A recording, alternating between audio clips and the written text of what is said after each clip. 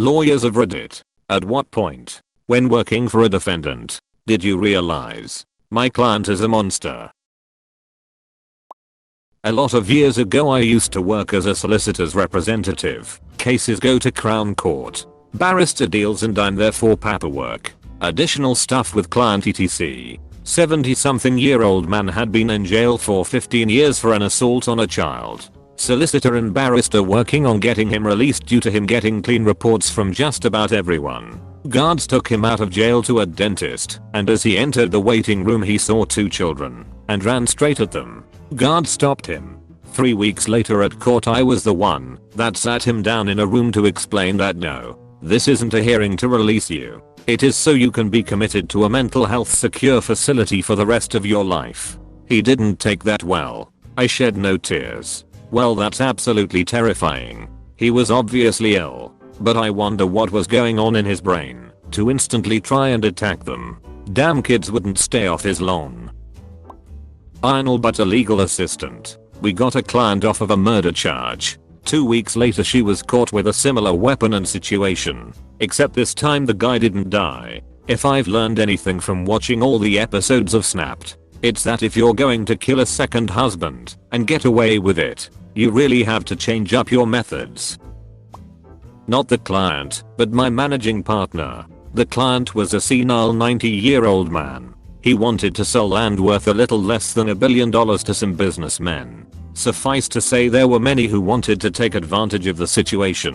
One such person, to my dismay, was our managing partner. The partner wanted to insert a provision that would have effectively funneled about 60% of the proceeds solely to him. You could see how his eyes gleamed at the mere mention of money. The provision got lost in the revisions. I was doing the revisions. I'm no longer part of that scummy firm. Did you consider bringing it to whatever governing body you're under? This sounds like legal malpractice. Hi, law student here. Just took a professional responsibility course. Definition: legal malpractice. Lawyers aren't allowed to acquire an interest in a client's business except in very narrow circumstances, none of which fit the case here. Lawyer here. This is less legal malpractice and more actual fraud. He isn't taking an interest in the business. He is basically stealing it. Hi, not a lawyer here. This is either illegal or legal. I'm on the other side, but I've got a defendant who went to prison for starving 3 adopted children to the point that they needed weeks of hospitalization, then got out of prison and married a guy with children so that she could start starving them too. Listening to her interview, where she attempts to justify what she did to both sets of kids, disturbed me more than any of the murder cases I've worked on. What was her justification? She did nothing wrong. She was just trying to help them be healthy and beautiful. She felt bad for the first set of kids because they needed her, etc. It wasn't my case, but I've seen the pictures. The first set of kids looked like Holocaust survivors. They were 4 to 5, and she had them completely brainwashed to think only she would ever love them. We had a client try and enforce a post-employment restraint against a 19-year-old receptionist after she quit and started working for a competitor. The reason? He wanted to make her life hell because she wouldn't sleep with him. A creepy 57-year-old man. Him trying to sleep with her was the reason she quit. Unsurprisingly, he didn't take our advice to discontinue his claim, and so we ended up sending him elsewhere. See, this right here shows the one thing many different type of assholes share. They don't know when to fucking stop. He could have been done for sexual harassment, and he got away with it. But he had to keep going, not once thinking he'd done something wrong. My wife had a similar asshole boss. She worked for a company that recruited nurses. They had a horribly written non-compete agreement that basically restricted you from working in the medical field for 5 years, and within 500 miles. Too restrictive. She would also forge signatures by cutting and pasting in Adobe. So, wife eventually quits and works at a similar job. She had never signed the non-compete, and we knew it. Well, we get a letter from her attorney with a signed non-compete. I called up the attorney. I told him that we were willing to take this controversy to trial, but in an act of good faith I wanted him to send me the original PDF file of the document and make the wet ink original available for inspection at his office, and we could attempt to resolve this out of court. We never heard from him again. But my wife's current employer did. They threatened to sue them if they didn't fire her. Well, my wife then had to explain the situation to her new boss and their attorneys. Well, new company and old company had a mutual client. New boss felt he had an obligation, just wanted to poach the jobs, to inform the client of the fraud allegations, and advise them to do a full audit of the original records. They didn't, ended up ending their contract with wife's old company. We get a letter from a new attorney, this time threatening to sue and claiming millions in damages for divulging trade secrets. Call this new attorney and advise that the trade secrets were fraud and it was divulged through the course of pending litigation brought by his client. Never heard from them after that. I listened to a 911 call where the victim's throat was slit while on the call by our client. I will never forget her gurgling and sounding like she was dying. Somehow she ultimately lived through this, saying, "He killed me. He killed me." Apostrophe. That is not something I ever wish to hear. I feel bad even after reading it. I listened to a video once of a 911 call with a guy in one of the Twin Towers as it collapsed on him. Years later it still haunts me at times. Physically hearing someone's last moments on earth is absolutely haunting, especially when added to the shared dread and desperate yawn you can hear in their voice. I can't even fathom what the 911 operator felt. Just from your description I know you're talking about Kevin Cosgrove. I also listened to his 911 call just once, years ago, and it has been permanently affixed to my mind. Once was enough. I will never forget it. May he rest in peace. She tried to sell her baby. I found out during a hearing, in front of the judge. The people who try to sell babies surprise me. The people who try to buy babies confound me. They do. Until you read the rest of the replies in here and notice that all that CP must come from somewhere. Then, I notice that the people who try to buy babies horrify me to hell. There are tons of kids up for adoption, but relatively few babies. Adoption agencies make so much money granting babies to couples that can't conceive their own, that there have been cases of getting them from gray sources. The eventual families often have no idea. The United States is responsible for most intercountry adoptions in the world. 20,000 out of the total 30,000 total orphans adopted annually. The Westerners who adopt from developing nations pay thousands of dollars to process the paperwork of one child. This provides a lucrative incentive for those involved in the process. 3. In many cases, the prospective adoptive parents are motivated by a sense of altruism, coupled with their desire to overcome infertility and fulfill the Western standard of the nuclear family. 4. These adoptive parents create a demand for healthy infants that will be able to assimilate into their new home and cut off ties to their birthplace and culture of origin. 5. Prospective adoptive parents are placed with the orphans through adoption agencies, brokers, or advertising agencies online. 6. Due to the fact that most of the children adopted overseas are so young, they will not have any memories of their birth families. Without a paper trail and without any input from the child, it makes it near impossible to detect whether a child is truly an orphan. My sister is adopted from Russia, so I've heard some horror stories. We know she was not an orphan. My parents have been in contact with her birth mom who had to give her up because she couldn't support 2 kids. Siberia is a hellhole. There was one couple in the adoption group we are a part of who found out the adoption agency they went to, the owner had been found guilty of, from what I understand, human trafficking of babies and a few other charges. Basically the guy took kidnapped newborns and helped get them into U.S. families. Oh, I can share a good story. I had a teacher in high school who was a former lawyer. We always asked him why, gave up his practice to start teaching. He finally caved and explained that his last case was the deaths of 3 people. Apparently there had been a 4th. It was 2 couples who in the act of a drunken, drugged out orgy, decided to kill, partially eat, and dismember one of the women. I guess it seemed like a good idea at the time. As a lawyer, he said it was pretty open and shut, but he had to get his clients the best result possible, and he was exposed to all the horrid details, the pictures, and their reasoning. My teacher had such a far off look when he explained it that we could see it really got to him. Did he ever say what their reasoning was? If I recall, he said something about them saying she wasn't right or along those lines. And the other detail that I remember was the body parts were put into trash bags and then into an oil drum. How do so many bodies end up in oil drums? I wouldn't even know where to find one. The first and last family law case was assigned to me as a first-year associate. My client broke his wife's jaw and said if they were home in Russia he would have killed her because he could pay his way out of prison there. My mom is a lawyer. This is the story about how she quit being a public defender. When you are a public defender you don't get to choose your cases. She got assigned a young man who, with the help of his friend, had gotten a kitten from a free to a good home ad in the paper. They then brought it home and gave it to their dog as a chew toy. I think they also filmed it. So yeah, she said she needed a shower after every meeting with him. Cancelled her PD contract after the case concluded. I work for an animal rescue charity and those free to a good home situations end badly more often than you like to think. Have heard lots of horror stories, especially with dogs who are given away. Free animals have a far higher chance of being used for baiting etc. That's how I got my greyhound. Local thugs were throwing a bull fetch with a puppy in heavy traffic. They were going to use it for dog fighting fodder. I just stole the dog. Lived to be 12 and the best dog. Fuck them. Scum should die. I do like how my mom's ex got his dog. The guy across the street was beating it. He walked out and said you hit the dog again I will take it.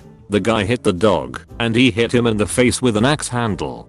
Dog was his from that point on. Never mess with a guy with an axe. You may get to be his next tree. I'll go ahead and say it. When I practiced family law and criminal defense, I trusted and believed my criminal defense clients 100x more than my divorce/custody clients. The worst monsters are the people who manipulate minor children for custody reasons. Fuck them. Luckily I'm out of that area of law. Hopefully for good. My parents divorced when I was 12. My piece of shit mother, though my father was worse, stopped at a lawyer's office and made me get out of the car and go inside the office. She sobbed hysterically, fake, and when we finally left I asked why I had to be there. Somehow through her narcissism, possibly because of pride over this, she told me so he can see who he's hurting, me, my alcoholic, abusive, narcissistic asshole of a mother straight up said in different words to my face I used you as a pawn fuck parents/people like this. I've done a lot of prison legal aid, and I could tell stories about child molesters that would turn you green. But instead I'll turn you green a different way. I had a kid, 17, who was mildly cognitively disabled due to brain trauma he sustained at the hands of his birth parents, who ended up with a really wonderful foster care family and thrived. He was a popular kid at school, good athlete, got a girlfriend, and invited her to meet up and be teenagers one night in a corn silo, which I guess is a thing that country kids do. I don't know. This all comes from the pre-sentence investigation report I read before taking his case. But this girl met him at the silo and they were hanging out inside. By his account, they were having a nice time and he was really enjoying himself. Then for no particular reason, he picked up a 2x4 and bashed her skull in. He then used a combination of very crude farm implements, shovels, hose, to chop her body up and bury it in the corn, and went home like nothing had happened. Sounds like he acted on one of those dark thoughts people randomly get. Had a divorce client, husband and father, who disowned his autistic son. Tried to argue that he should get all of his wife's retirement having not worked for 12 years. Contacted me during the height of Hurricane Sandy. He was in the Bronx and me in Manhattan, saying he wanted to hold his wife in contempt for not paying him that day while the storm slammed New York City. Told me I was making a huge mistake getting married. My wedding date was November 3rd, 4 days after Sandy, saying that I was going to be miserable and regret it. I could go on, but the worst was when, several months later, since his divorce was taking a long time, he sent death threat letters to myself and my wife saying that he had hired an executor to kill the two of us if his divorce wasn't finalized in 60 days. Called the police and they said he left his premises one day earlier. I heard nothing from him until February 2014, when he emailed me saying he needed a winter coat from his wife and could I help get it for him. Ironically, the divorce didn't have to be completed because he killed himself before the judge signed the judgment of divorce. TL. Doctor, miserable guy who wanted to spread his misery and crossed the line when he threatened to kill my wife. For something a little lighter, this Memorial Day weekend reminds me of not my worst client, but definitely my dumbest. I was representing her on a child custody and child support matter. She was calling me on Memorial Day saying she really needed to speak to me. I called her back and asked if it was urgent since it was Memorial Day and all. She said, "Oh, I didn't think that you celebrated Memorial Day, so I thought you were going to be available because so many people have pointed it out." I have now put the word executor in quotes because that was his word and not mine. Also, since people have questioned it, my username is also the name of my firm. I had a client who was accused of domestic violence. Essentially, he threw his girlfriend out of a second-story window. Now he's got a terrible history, but so do a lot of my clients and his attitude is a little entitled. Also typical. But he also knows the deal and wants a plea deal. So I'm not really prepared when he absolutely refuses the no jail offer from the state. Keep in mind there were like 5 witnesses. Why? Because they wanted him to pay for her medical bills. Okay, an asshole, but whatever, not the worst. What I did was his counter offer. I ain't paying that bitch's bills. Tell them I'll pay for the window. Prosecutor was not happy. A bit shocked to learn that by throwing someone out of a second-story window in front of 5 witnesses, it was possible for him to get offered no jail time.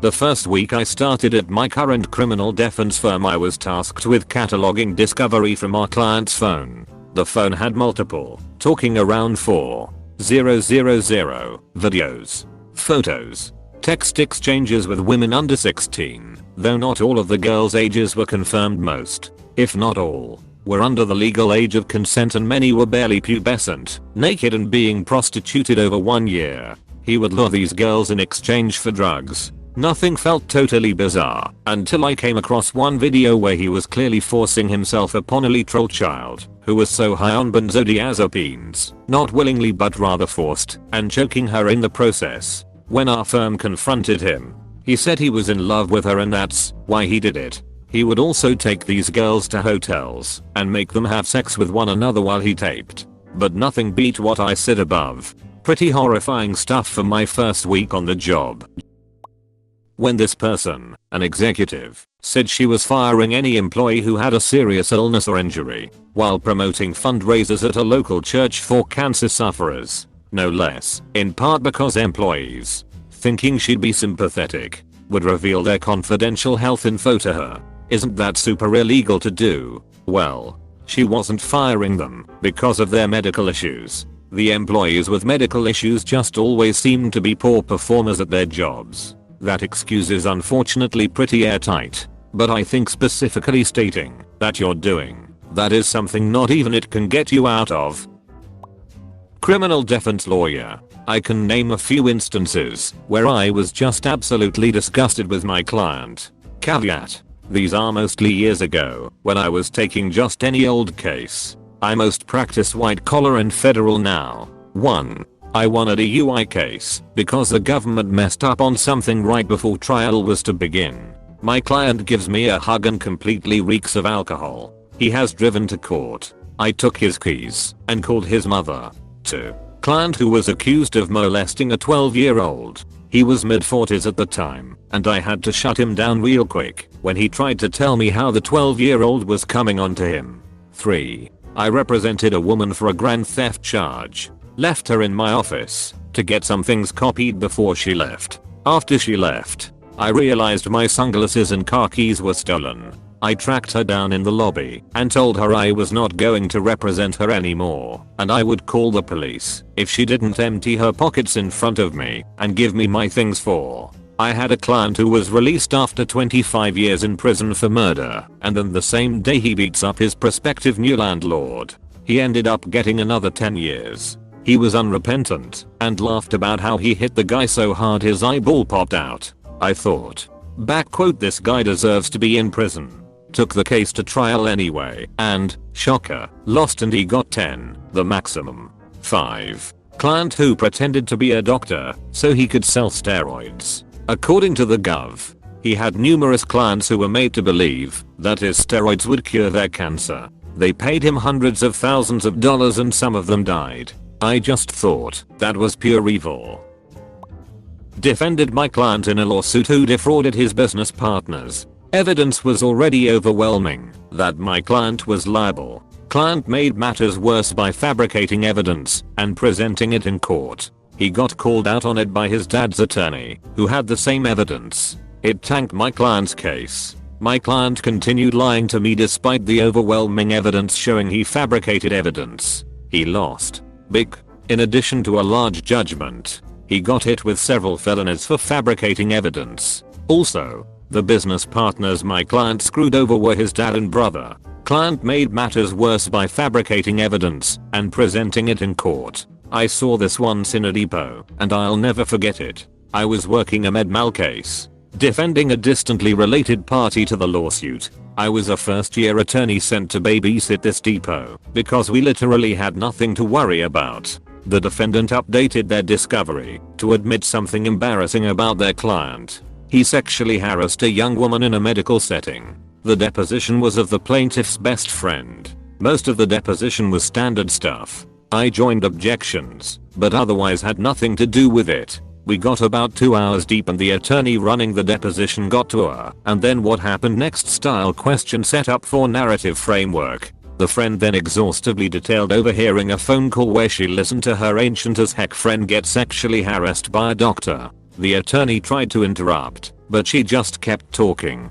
The defendants ate this up because it suddenly shifted the case to be a totally different thing from med mal and the support was garbage. The plaintiff's attorney called for a break, but you can't put the genie back in the bottle. That was a pretty fun day. I also billed out a ton for that one which never hurts.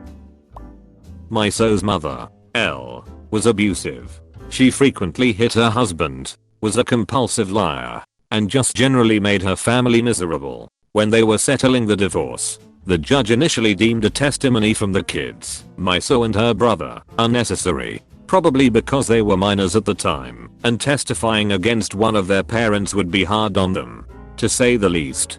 However, the lawyer representing L was really insistent that they testify. Well, it must have been a shock to the lawyer to suddenly have 2 more witnesses with dozens of accounts of driving under the influence, domestic violence, etc. We figured Elle must have lied to her lawyer about some significant details because they were completely caught off guard and more than a little angry after the testimony. We like to believe it helped solidify some of the criminal charges placed against her. It was a nice bit of karma after years and years of gaslighting and false rumors that her own lies got her caught. Classic narcissism.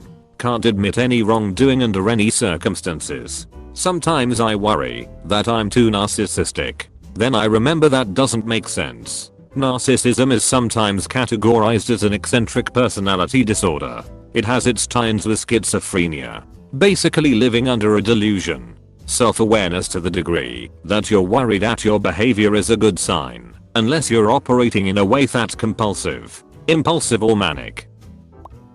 Don't read this unless you have a strong stomach. Attorney's wife here. I used to help him file away evidence and reports. Came across a file with video. Curiosity got the better of me, especially when husband told me not to watch it. File gives this story. Woman was at boyfriend's trailer out in the middle of nowhere. Got pissed off at boyfriend, so smacked him in the head with a metal bat and went on her merry way home. Boyfriend is apparently not a pleasant person and nobody really misses him or looks for him.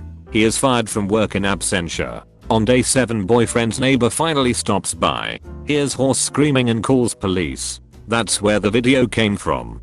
Day 7. One of the cops was wearing a camera on his uniform. It shows him and his partner going through the house, finding dog shit all over the floor. Boyfriend's 2 Rottweilers, who were also in the house, went without food for about 6 days before they started eating bits and pieces of him. The camera shows the moment the cop found the body on its side, rolled it over, and he's blinking, eyes open, with most of his face gone. The woman didn't even bother to let THR damn dogs out before she left. I do not help file cases anymore. OMG. This should be one of the top comments. Dismembering a body after it's already dead is one thing.